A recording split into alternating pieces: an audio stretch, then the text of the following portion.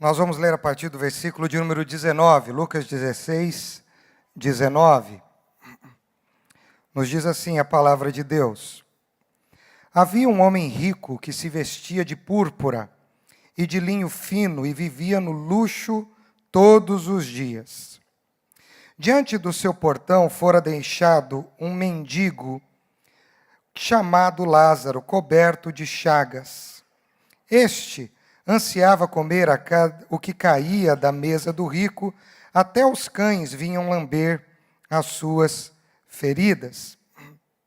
Chegou o dia em que o mendigo morreu, e os anjos o levaram para junto de Abraão. O rico também morreu e foi sepultado. No Hades, onde estava sendo atormentado, ele olhou para cima e viu Abraão de longe, com Lázaro ao seu lado. Então chamou: Pai Abraão, tem misericórdia de mim, e manda que Lázaro molhe a ponta do dedo na água e refresque a minha língua, porque estou sofrendo muito neste fogo. Mas Abraão respondeu: Filho, lembre-se de que durante a sua vida você recebeu coisas boas, enquanto Lázaro recebeu coisas más. Agora, porém, ele está sendo consolado aqui e você está em sofrimento. E, além disso, entre vocês e nós, há um grande abismo, de forma que os que desejam passar do nosso lado para o seu, ou do seu lado para o nosso, não conseguem. Ele respondeu: Então eu te suplico, pai, manda Lázaro ir à casa de meu pai, pois tenho 5 irmãos. Deixa que ele os avise, a fim de que eles não venham também para este lugar de tormento. Abraão respondeu: Eles têm a Moisés e aos profetas, que os ouçam. Não, pai Abraão, disse ele, mas se alguém dentre os mortos fosse até eles, eles se arrependeriam. Abraão respondeu: Se não ouvem a Moisés e aos profetas, tampouco se deixarão convencer, ainda que ressuscite alguém dentre os mortos. Mais uma vez, feche os teus olhos, vamos orar. Pai, colocamos o nosso coração e a nossa vida diante de Ti. Já oramos, mas agora, mais uma vez, te suplicamos, pelo nome maravilhoso do Teu Filho, Jesus Cristo, que o Senhor, através do Teu Espírito, ministre ao nosso coração de uma forma única e especial. Concentra-nos na Tua palavra, é a nossa oração, em nome de Jesus. Amém? Muito bem, hoje é o último domingo do mês de novembro, nenhuma novidade até então. Durante o mês de novembro, nós estivemos falando sobre o tema missões.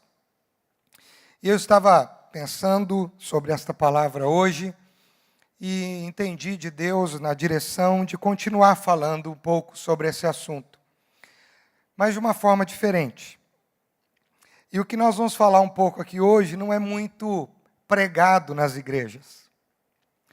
E é muito bom falar do céu, porque o céu, como eu aprendi quando eu era criança no Ministério Infantil, o céu é um lindo lugar, cheio de graça sem par. Meu Jesus foi preparar. O céu é um lindo. E todos nós almejamos o céu. Todos nós queremos ir para o céu. Mas nós precisamos entender que não existe só o céu. E que muitos que não querem ir para o céu ou não entendem o peso de ir para lá, terão um outro destino. E um coração que é movido a falar de Jesus não pode só pensar em levar as almas para o céu. Mas um coração envolvido em falar de Jesus e compartilhar o Evangelho, ele precisa também entender o peso da outra realidade, fora do céu. Então, o tema da minha mensagem hoje, você se segura, tá bom? É as coisas boas que podemos aprender com o inferno. E eu espero, em nome de Jesus, te ajudar a entender algumas coisas importantes para a nossa vida. Eu tenho percebido que no Brasil, nesses últimos meses, houve uma comoção espiritual em torno de um tema, que foi as eleições. Eu acredito como nunca os WhatsApps dos crentes trabalharam. Alguns trabalharam para o bem, outros trabalharam para o mal, alguns trabalharam para a verdade, outros trabalharam para a mentira. Mas algo que me chamou muita atenção foram os pedidos de oração pelo Brasil. O que me chamou a atenção foram, e eu não quero julgar, tá certo?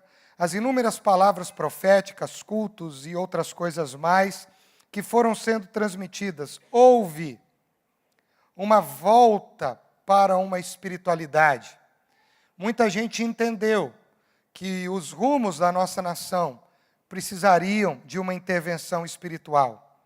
E o povo orou, as igrejas se mobilizaram, fizeram campanhas, fizeram jejuns, fizeram propósitos, pregaram sobre o tema. E a espiritualidade foi um tema de grande reflexão e de grande repercussão nos nossos dias. Milhares de pessoas, milhões de pessoas tiveram insights sobre o Evangelho, sobre Jesus, sobre a pessoa do Espírito Santo e sobre o que ele pode fazer numa vida que se submete a Ele ou a uma nação que se submete a Ele. E isso é muito comum em tempos de crise.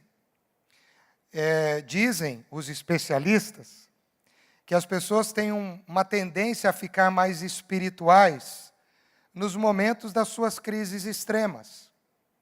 Não sei se isso acontece com você, mas isso acontece comigo, infelizmente. Parece que quando a gente está com a corda no pescoço, parece que quando a gente está numa crise pesada, que a gente não tem o controle, não tem a solução, e que o desespero bate a porta, ou como a gente fica crente. E a gente ora, a gente vai na igreja, a gente vai em outra igreja, a gente lê, a gente escuta a mensagem, a gente...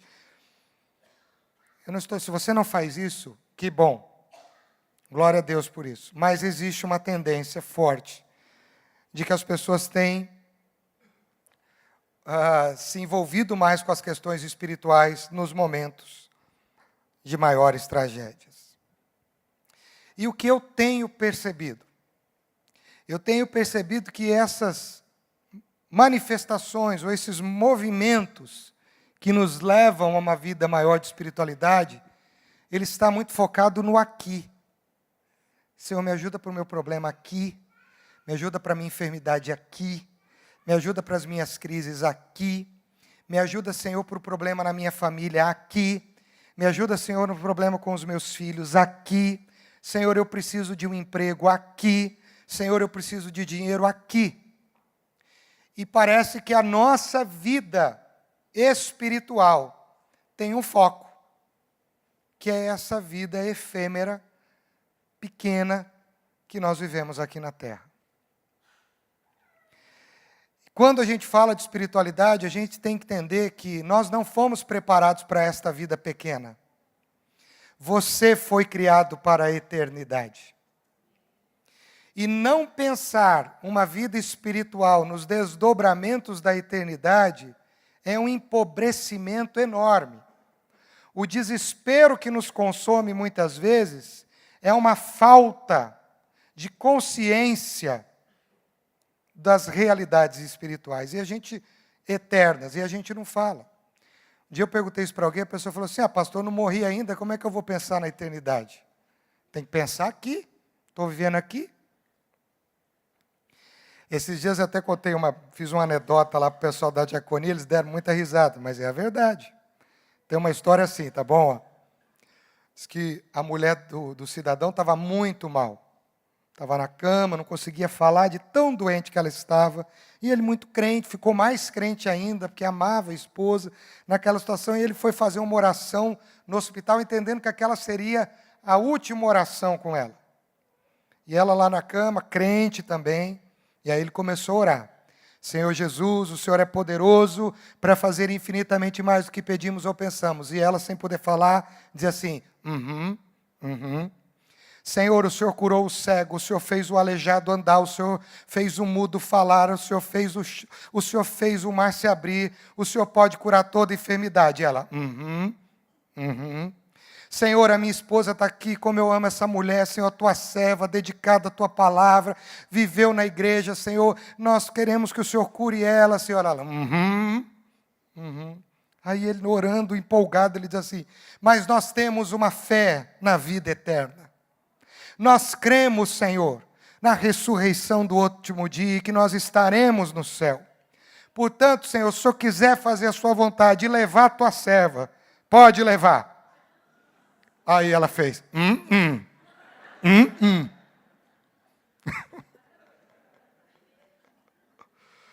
Você está entendendo?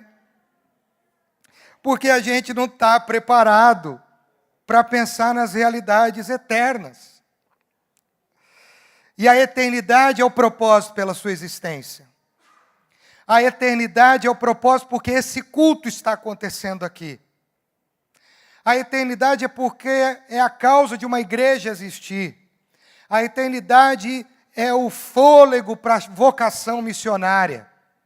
Porque quando você tira alguém ou ganha alguém do império das trevas para a maravilhosa luz, você está interferindo na eternidade daquela pessoa. E a parábola do rico e Lázaro fala sobre a eternidade. A parábola do rico e Lázaro fala sobre uma realidade que nós hesitamos em não pensar. E eu quero tentar te ajudar a pensar hoje. Essa parábola foi contada depois de outras parábolas. Foi falada depois da parábola do administrador infiel, onde o Senhor deixa muito claro que ninguém pode servir a dois senhores, ou servirá a Deus ou as riquezas.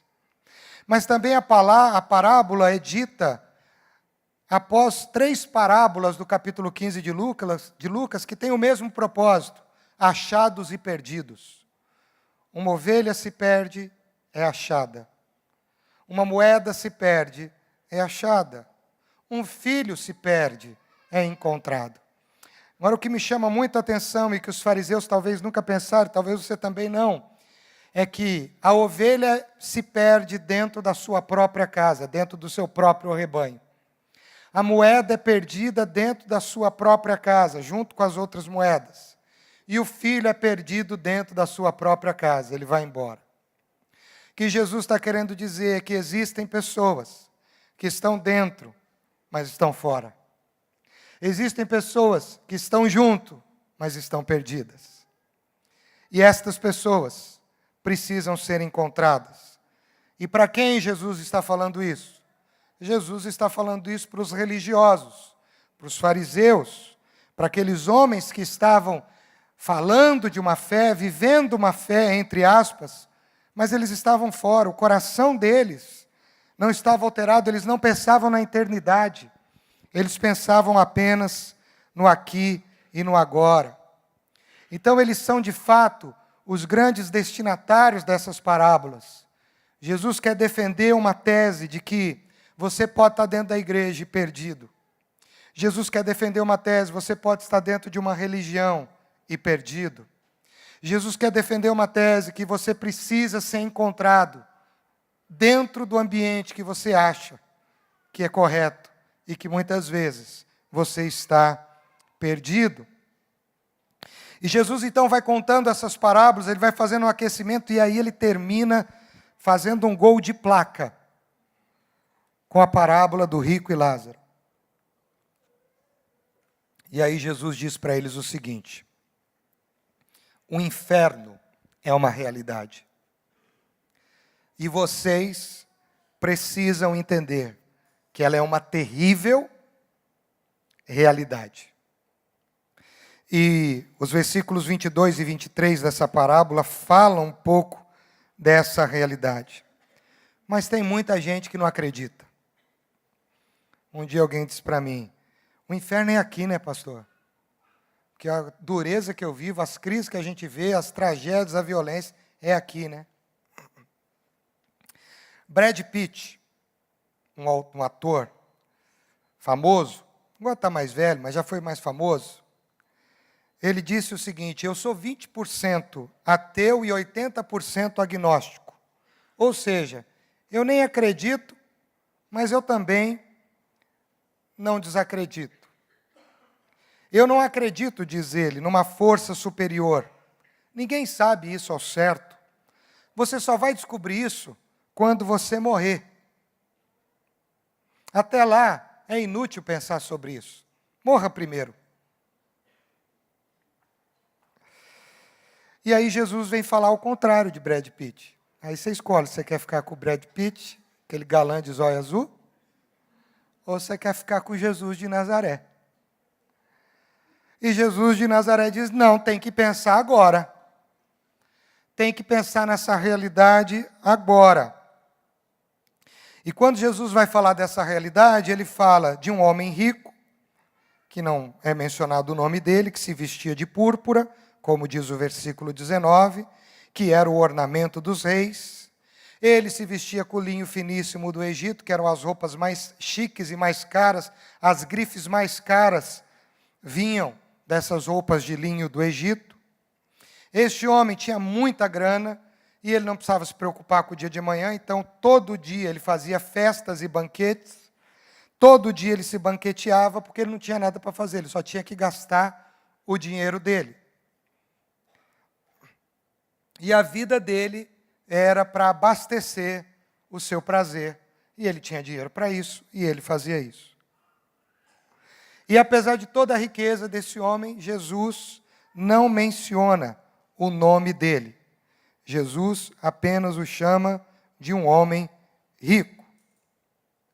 Mas, ao contrário, Jesus cita o nome do mendigo, do pobre, do cara cheio de feridas, que ficava no chão e os cachorros lambiam as suas chagas.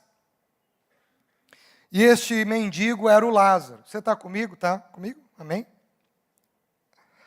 Agora, por que Jesus não chama o rico pelo nome e chama o pobre pelo nome? Essa é uma boa pergunta.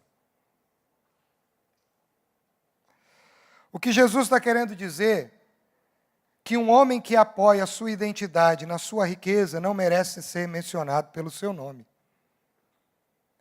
Um homem que apoia a sua identidade nas suas posses, sabe aquela coisa, aquela pessoa que tem poder, tem dinheiro, ela chega num lugar e alguém despreza e ela diz assim, eu tenho grana e eu tenho poder. Ela diz assim, você sabe com quem você está falando? Você sabe quem eu sou? Esse tipo de gente que apoia a sua identidade nos seus recursos, não merece ser mencionado o seu nome, porque o seu nome não é o mais importante, ele não quer nem ser lembrado pelo seu nome, ele quer ser lembrado pelo seu dinheiro.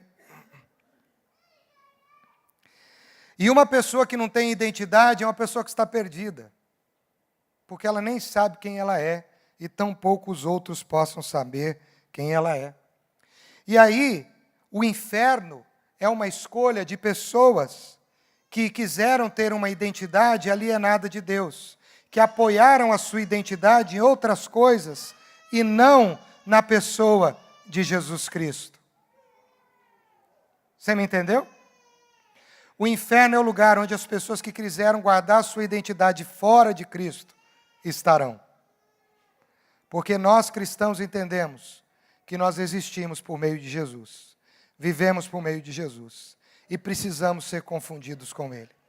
Na nossa foto no céu, quando o anjo Gabriel vier com aquela máquina fotográfica dele, com o celular dele, bater uma foto e aparecer lá no céu, sua foto no livro da vida, sabe quem tem que aparecer lá? No seu nome? A foto de quem? Jesus. Você não precisa aparecer com a sua face, só precisa dizer que este nome reflete a identidade de Jesus. E Jesus então começa a dizer, isso é uma realidade. Os seres humanos precisam entender que a existência do propósito deles, ou o propósito da sua existência, está na pessoa de Jesus Cristo. Também a gente vai entender que o inferno é o lugar onde as pessoas escolhem estar. Deus não manda ninguém para o inferno. Nem você deveria fazer isso. Tem gente que manda o outro. Até crente faz isso, sabia? Até do Paraná. Dizem que até de Londrina. Mas eu não estou olhando para ele. Olha todo mundo olhando para cima. Assim. Mas é uma escolha voluntária daqueles que preferem viver a sua vida alienada da identidade de Cristo na sua existência. E aí tem um livro, uma crônica de um autor que eu gosto muito, chamado C.S. Lewis. E C.S. Lewis, que é o autor das Crônicas de Nárnia, entre tantas outras coisas de literatura, ele escreveu uma crônica chamada O Grande Divórcio. E nessa crônica, O Grande Divórcio, ele descreve um ônibus que sai do inferno e tem a oportunidade de ir para o céu. É uma crônica. E aí o ônibus sai lotado de gente, do inferno rumo ao céu. E quando os passageiros chegam naquele lugar, na porta do céu, vem um anjo e diz assim: por favor, venham conhecer o céu. Venham conhecer o Rei dos Reis. Venham entrar, só que para vocês fazerem isso, vocês têm que negar tudo que vocês não negaram, que fez com que vocês fossem para o inferno. E você pode procurar isso na internet, que você vai ver o ônibus, você vai ver a foto da crônica de C.S. Lewis. E aquelas pessoas preferem não ir para o céu, porque elas dizem assim: ir para lá vai fazer com que a nossa liberdade seja cerceada. Nós queremos ficar com a nossa liberdade. Nós não queremos ser controlados. Nós preferimos ficar com a nossa liberdade. E aí eles têm a ilusão, C.S. Lewis vai dizer, de que se eles glorificassem a Deus e que se eles vivessem para Cristo no céu, eles não teriam mais o direito de escolher.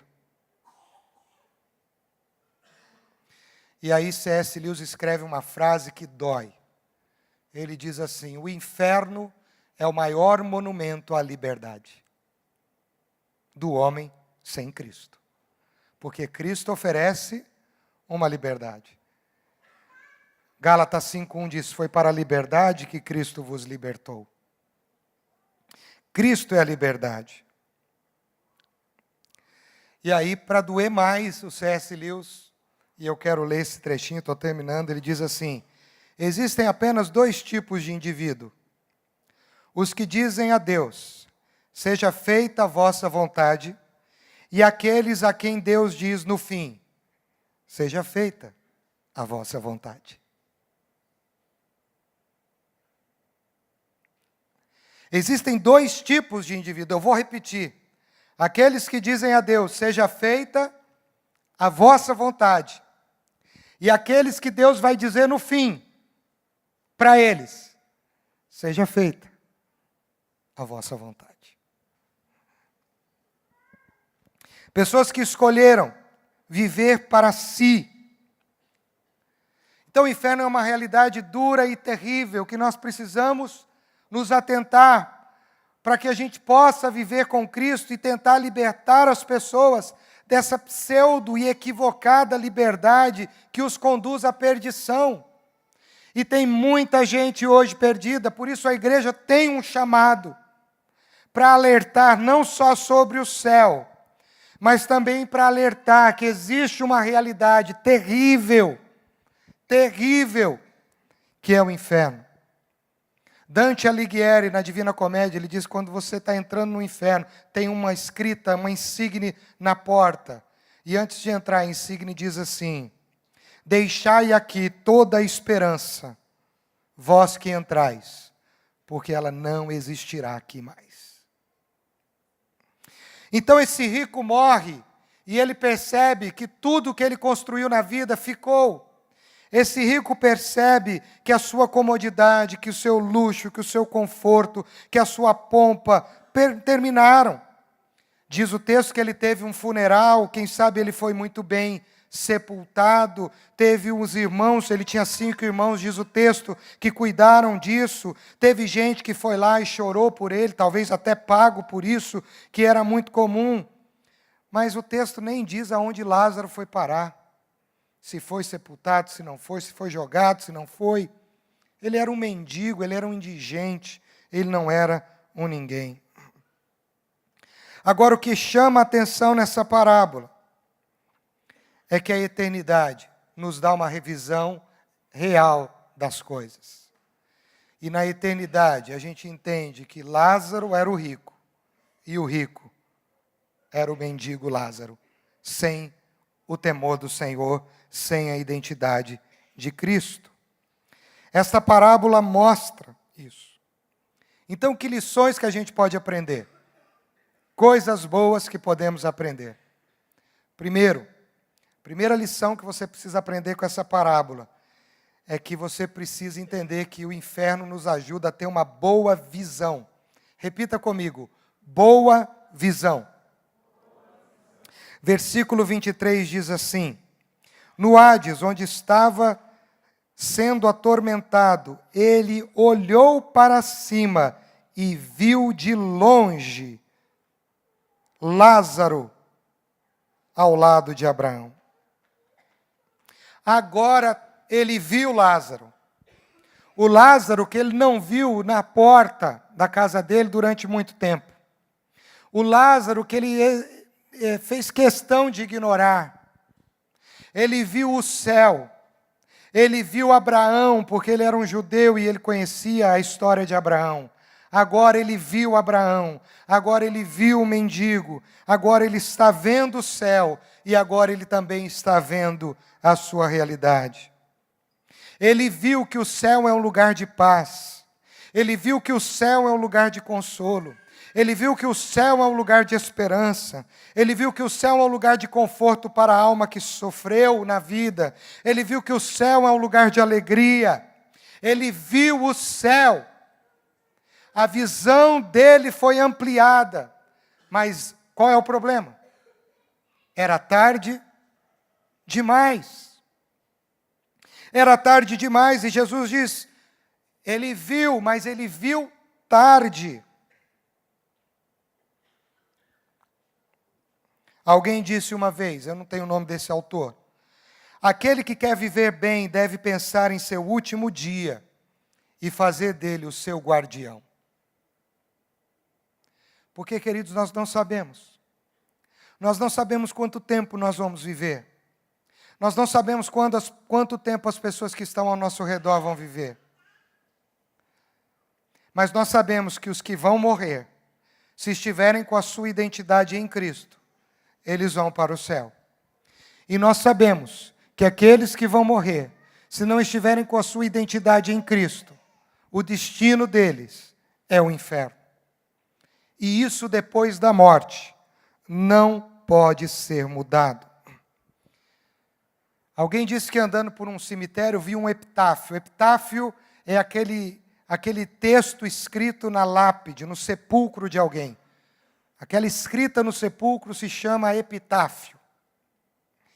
E o epitáfio dessa lápide dizia assim, a pessoa estava passando, ela leu, dizia assim, por favor, veja minha tumba enquanto você passa. Porque enquanto você passa, você é. E logo você vai perceber que eu fui.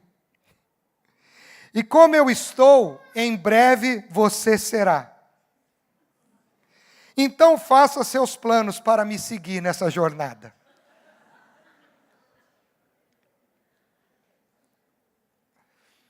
Tenha uma boa visão hoje do que é o céu e do que é o inferno. Tenha uma boa visão hoje do que é estar do lado de um perdido, de uma pessoa que não entregou a vida para Jesus. E se você está aqui hoje, você pode entregar sua vida para Jesus hoje. Tenha uma boa visão, porque esta é uma realidade, queridos. E a igreja está acomodada, preocupada em si, nos seus problemas. E a grande tragédia, muitas vezes como pastor, a gente vê as pessoas pedem, pastor, vai orar para o meu parente, ele está na UTI, ele está muito mal. Pastor, faz uma oração de entrega, porque essa pessoa, não sei se ela tem Jesus, e a gente faz a oração. E a grande crise é, pastor, aquela pessoa, o senhor viu algum sinal, o senhor viu alguma iniciativa de que ela entendeu e entregou a vida para Jesus?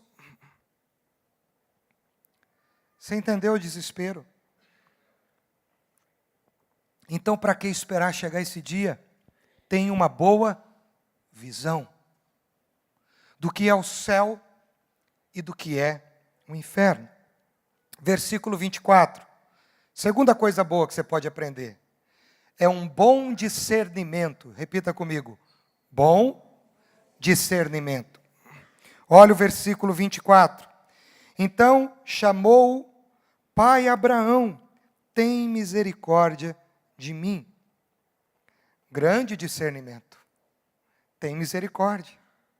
Sabe o que é misericórdia? É Deus não te dar o que você merece. É por isso que, por causa das misericórdias de Deus, Lamentações 3, nós não somos consumidos, porque as suas misericórdias não têm fim, elas se renovam. E aí ele diz, manda Lázaro que molhe a ponta do dedo na água e refresque a minha língua, porque eu estou sofrendo aqui. Eu fico me perguntando, se ninguém lá no inferno falou para ele que aquele homem chamava Lázaro, como é que ele sabia o nome dele? Porque se Lázaro viveu tanto tempo à beira da sua porta, incomodando com o cachorro ali, todo doente, ele sabia o nome de Lázaro.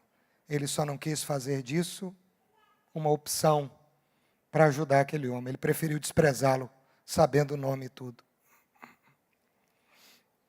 Mas agora, na desgraça, ele lembra que o Lázaro, que ele tanto desprezou, pode ser esse homem que vai ajudá-lo. Ele tem um bom discernimento. E o bom discernimento é, Senhor, tem misericórdia. Porque eu estou vendo o que eu estou vivendo. E agora eu entendo aonde eu estou e o que aconteceu comigo. E agora eu entendo o que Lázaro está vivendo. Você já parou para pensar o pedido dele? Molhar a ponta do dedo, a ponta, para colocar na minha língua.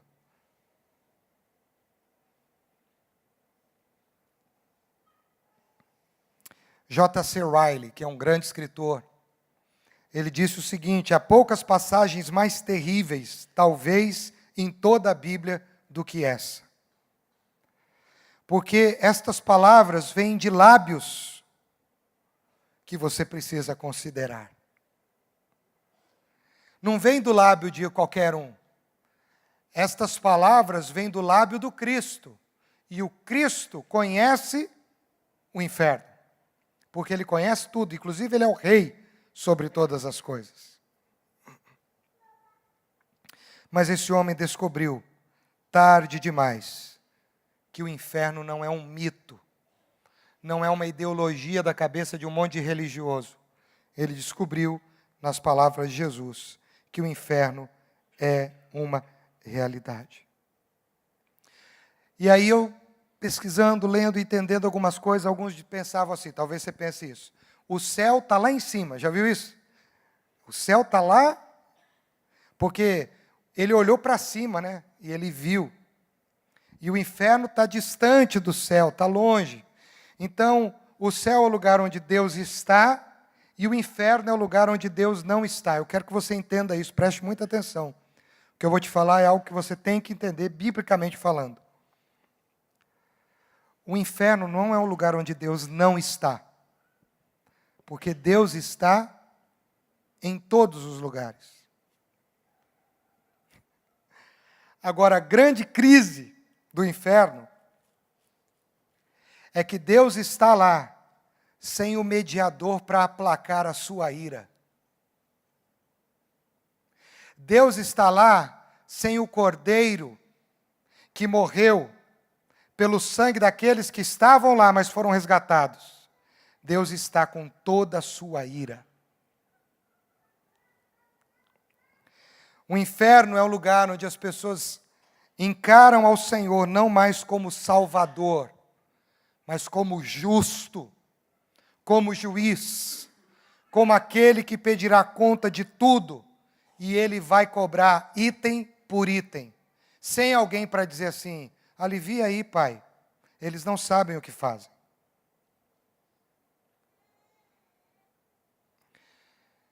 Então alguém disse assim: se você tem medo do diabo, do inferno, você devia ter muito mais medo de um Deus irado sem um mediador. Porque o inferno é escravo desse Deus. Terrível, irmãos. Terrível realidade. E nós precisamos entender, e esse homem teve esse discernimento, esse homem teve esse insight. Então ele descobriu a ira de Deus. E ele pediu misericórdia. E aí eu fiquei pensando, olha que coisa.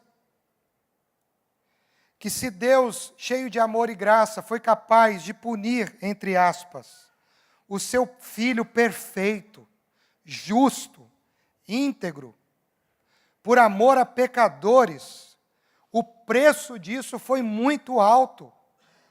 A dor foi muito extrema. A vergonha foi imensa.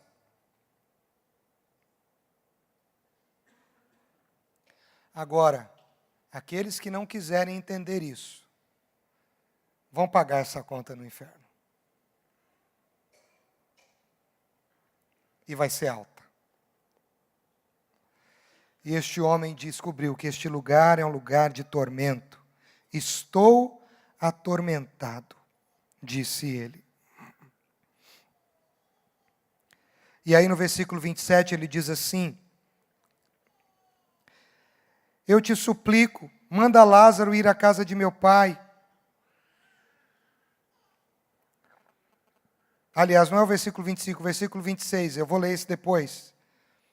Entre vocês e nós há um grande abismo, de forma que aqueles que querem passar para aí não podem, dos que querem passar daí para cá, quem vai querer, né? Do outro lado.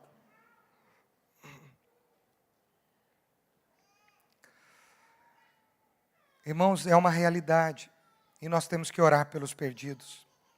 Nós temos que alcançar os perdidos. Nós temos que falar de Jesus, porque tem gente perdida dentro de casa, como Jesus começou o princípio das parábolas. Richard Baxter, um grande pastor da Inglaterra que viveu no século 17, ele disse o seguinte: o céu pagará qualquer prejuízo que possamos sofrer para ganhá-lo, mas nada pode pagar o prejuízo de perdê-lo. Outra lição que você pode aprender: uma boa visão da eternidade. Aí entra o que eu falei no início. Estou terminando. Boa visão da eternidade, versículo 23, 24. No inferno, estando ele em tormentos, levantou os seus olhos e viu de longe Abraão e Lázaro no seu seio. Irmãos, eternidade. Existe a eternidade com Deus e a eternidade sem Deus. Aliás, com Cristo e sem Cristo. Existe a eternidade com a ira aplacada de Deus e a restauração plena e completa. E existe a eternidade sem a restauração com a ira plena e completa. Então eu entro em desespero quando eu percebo que pessoas próximas estão morrendo sem Jesus, sem um Salvador. Nós estamos aí há poucos dias do Natal. Sabe qual que é a grande máxima no Natal? Nasceu alguém para botar um fim a um rumo desenfreado para o inferno. Nasceu alguém que vai aplacar a ira do soberano. Nasceu alguém que nós podemos chamar de Salvador. E quem precisa ser salvo? Quem está em perigo, quem está perdido, quem está em crise, quem está em desespero. Meu filho, minha filha, meu marido, minha esposa, meu pai, minha mãe, meu primo, meu tio, meu amigo da faculdade, meu amigo do trabalho, meu colega do condomínio. Sem Cristo, a realidade da eternidade é a mesma. E às vezes alguém diz assim: pastor, esteja orando, porque eu estou querendo falar de Jesus para uma pessoa. Algumas pessoas às vezes fazem isso, e eu digo assim: vou estar orando, porque você vai interferir na eternidade daquela pessoa. Você não vai interferir aqui, você vai interferir lá. E eu penso que um dos galardões, eu falei isso no final da conferência, eu vou repetir, muitos não estavam aqui. Eu acredito que um dos galardões que o Senhor pode nos proporcionar é você lá no céu, sentado com o pezinho assim, no rio da vida. Aquela água boa. Sentado aqui está Moisés, está Paulo ali, Jesus. Você vai ter que pegar a senha, né? Depois de 1 bilhão de milênios, por exemplo. Você está ali, e aí Jesus fala assim, você está vendo aquela pessoa lá? Está dizendo assim, você que ganhou. Você está vendo toda aquela família? Milhares de pessoas, porque foram as gerações que vieram. Sim, estou vendo. Foi por causa da sua vida. Você ganhou uma pessoa e aquela pessoa ganhou todo mundo. Estão aqui por sua causa. Não é bom? Irmãos, nós precisamos arregaçar as mangas. Nós estamos terminando o ano, mas vamos começar um outro. Faça uma meta, um alvo de ser uma pessoa que vai ter uma boa visão da eternidade. Pare de ficar pensando só nas coisas daqui e comece a pensar nas coisas de lá. E para finalizar, a boa visão da eternidade. Aí vem o tema missionário da mensagem. Gera uma boa visão de evangelismo. Olha o evangelismo do inferno, versículo 27 e 28. Então eu te suplico, Pai, manda Lázaro ir à casa de meu pai, pois tenho 5 irmãos. Deixa que ele os avise, a fim de que eles não venham também para este mesmo tormento. Abraão respondeu, eles têm a Moisés e os profetas, que os ouçam. Começou a fazer intercessão por missões no inferno. Começou a orar pelos perdidos. Ótimo. Mas fora do time. Perdeu o tempo. Não adianta orar. Já foi. A necessidade é hoje, irmãos. E Jesus disse, tem os profetas que o ouçam. Tem Moisés. Poderíamos dizer hoje, tem os pastores, tem os missionários. Mas o ministério da proclamação da palavra não é nosso, apenas. Diz assim, tem o Valdemar. Ah, mas o Valdemar vai ser pastor, vamos pular.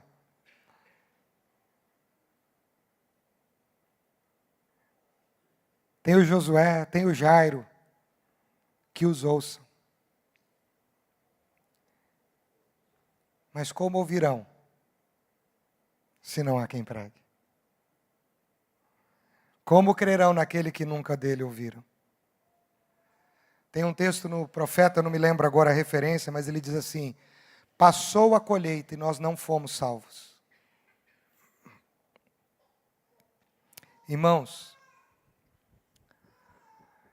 eu vejo uma igreja que faz festa, não só de aniversário, não só de datas importantes. Na Bíblia só existe um motivo para a festa, no céu. Não é organização de igreja, não é jubileu de ouro, não é bodas de prata, não é emancipação de congregação, não é instituição de líderes. Só há um motivo na Bíblia que fala de festa no céu. Bom, o céu é uma festa. Eu imagino que você se torna promoter dessa festa no céu.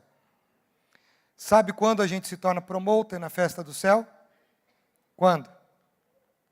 Quando um pecador que estava nessa eternidade perdida é resgatado. Porque os anjos sabem o peso dessa eternidade para o céu. Então, nós deveríamos ser uma igreja que celebrasse a festa do céu aqui. Vendo homens, mulheres, jovens, crianças, adolescentes, pré-adolescentes, entregando as suas vidas para Jesus. Porque a igreja tem um chamado. E o chamado da igreja não é para salgar sal dentro do saleiro, como foi a primeira mensagem que eu preguei neste mês. A mensagem da igreja é para salgar o que está fora do saleiro. Alguém disse que a pregação do Evangelho é o catalisador que Deus usa para a vida dos pecadores. E quem gosta de química sabe que o catalisador é um agente de reação. E quando você usa um catalisador como agente de reação, ele apenas proporciona com que duas substâncias se unam, mas ele não faz parte disso. Ele só proporciona isso. Ele é o catalisador. E o Evangelho é o catalisador dos perdidos para o céu. É ele que faz com que as pessoas sejam salvas. Por isso eu sonho com uma igreja que vive o Evangelho e que conhece o Evangelho. E talvez hoje, vocês me desculpem, mas eu estou falando com muito carinho. Para terminar esse tema de missões, falamos de uma realidade dura, terrível. Talvez você veio aqui para querer ouvir uma palavra para o seu coração, você está com problemas, está com crises. Eu vou orar por você por isso. Mas hoje a gente precisa entender que existe uma realidade terrível sem Jesus. E os agentes que Deus instituiu para que isso seja mudado a tempo, antes de tudo isso que nós vimos que este rico teve, fomos nós. Foi você e fui eu.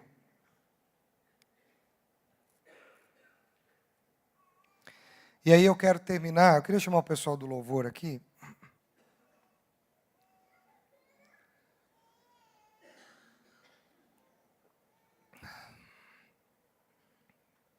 Ainda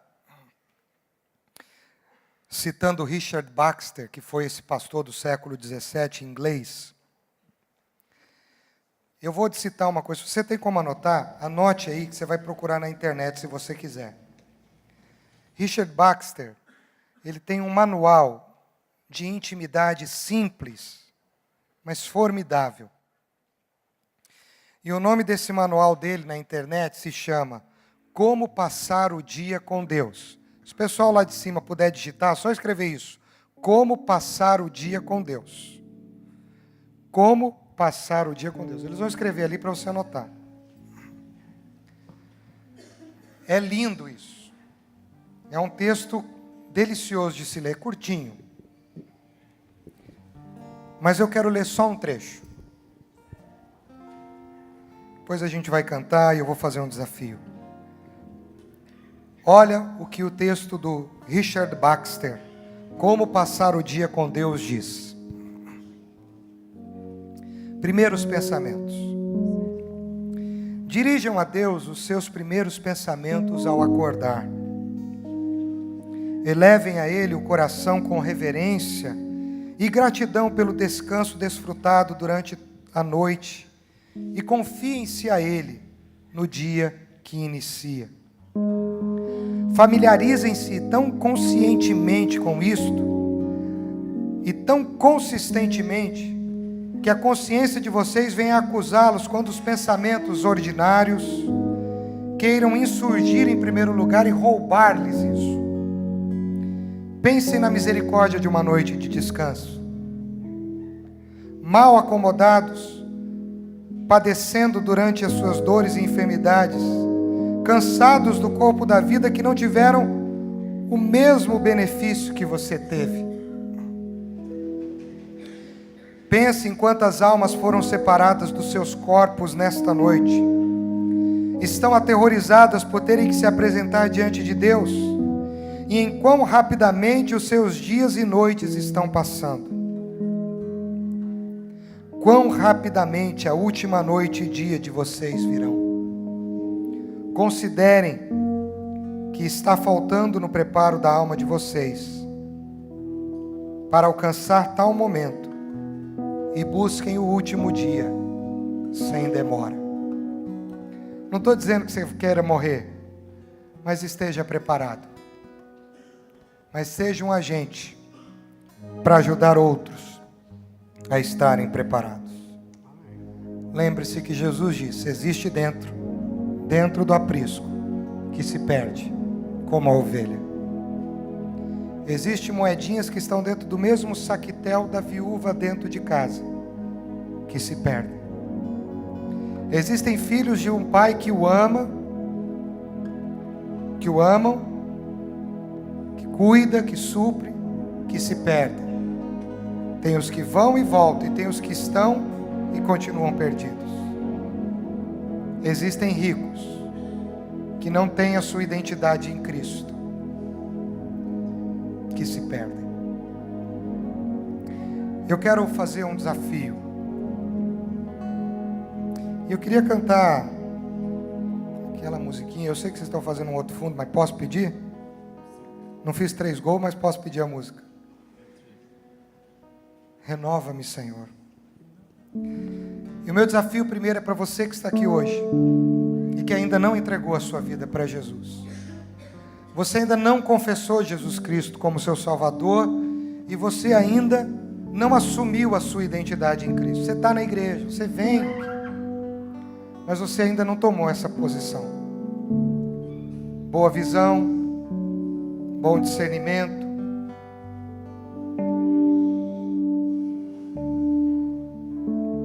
É hoje o dia. Eu, quando estava orando, Deus me disse, eu disse isso para o louvor antes de começar do culto, lá na minha sala: esse culto hoje vai ser para uma pessoa. Amém. Porque se tiver uma pessoa que vai fazer isso hoje, vai entregar sua vida para Jesus, lá nos arquivos do céu vai dizer assim: a IPI Filadélfia promoveu uma festa no céu no dia 25 de novembro de 2018, porque fulano ou Beltrana entrou aqui. Então, se você quiser, você não vai se levantar agora, você vai ficar em pé. Deus conhece o seu coração e você vai dizer: Senhor Jesus, eu quero a minha eternidade no céu. Eu quero a eternidade contigo. Eu quero viver debaixo da tua graça. Mas você, meu irmão, é o segundo desafio, que se acomodou e que está tão preocupado com aqui agora, com amanhã, com essa semana. Se você quiser, eu troco as preocupações com você. Eu tenho tanta coisa para resolver, você nem imagina. Mas é hora da gente começar a pensar mais na eternidade. Amém. Porque foi para isso que você foi criado. E esse é o propósito da sua existência. E se hoje você quer assumir um compromisso de olhar mais para a sua eternidade, mas para a eternidade das pessoas que estão à sua volta, você também é convidado a ficar em pé.